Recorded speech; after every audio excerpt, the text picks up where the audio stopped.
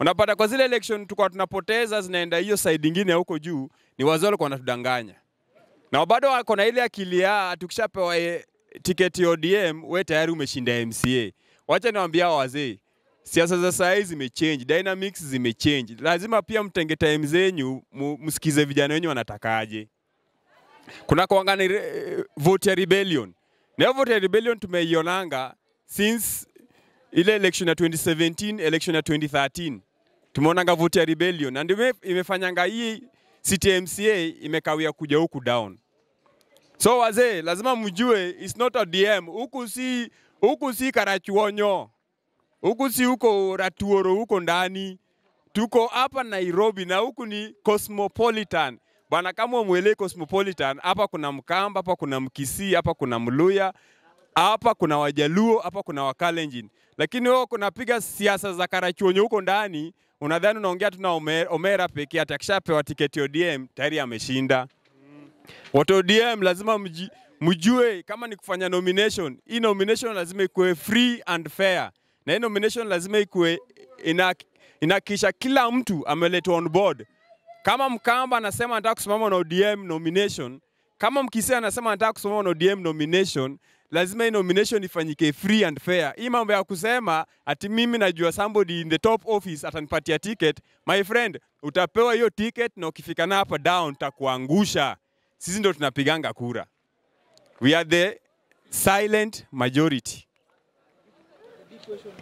Is Kariobangi an ODM zone?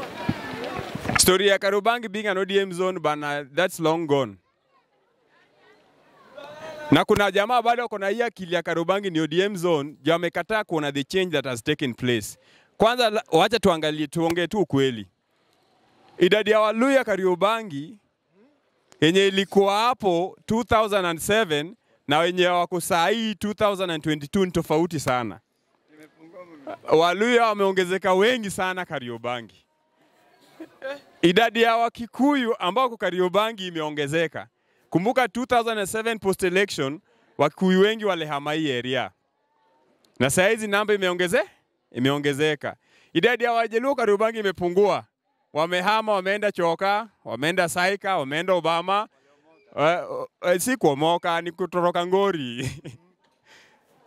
Sasa kuna mtu bado amekwama na ile akili ya Kariobangi sana ODM zone. Ulisikia wapi? Lazima to appreciate the fact that Kariobangi kuna kila mtu, and the numbers that we are having mostly ukiangalia zinaendana tu chwani eh. So historia ya mtu kujigamba ati mimi nitapewa tiketi ODM, wacha apewe. Apewe hiyo tiketi ODM, we don't care. Hata akipenda achukue leo aende alale nayo. Sisi tunajua tutapiga kura na hakuna mali anaenda, tutamwangusha. My call to ODM, because ODM imekuwa ni party yetu. Na kunanga kuhama nyumba kama ni mbaya tualimana ngumi tu hapo ndani. ODM lazima tufanye nomination yenye ni free and fair. Kama nomination na free and fair itafanyika, huo candidate wenyu tutapiga teke mapema sana. Tunataka candidate wa kusikiza mwananchi, si candidate wa kwenda kufanyia kazi viongozi wa kule juu. Ati mimi nimechaguliwa kupigania, unapigania Raila. Wewe unapigania Raila. Wewe ulisikia wapi MC anapigania Raila? Unapigania Raila, mtu anawekana rais, mtu ana make decision kwa serikali, unampigania aje? Tunapigania party gani? Ni hao wananchi wanataka kupiganiwa, my friend. Wewe kama huwezi kaa usikize wananchi, piganie wananchi, wewe hatukujui.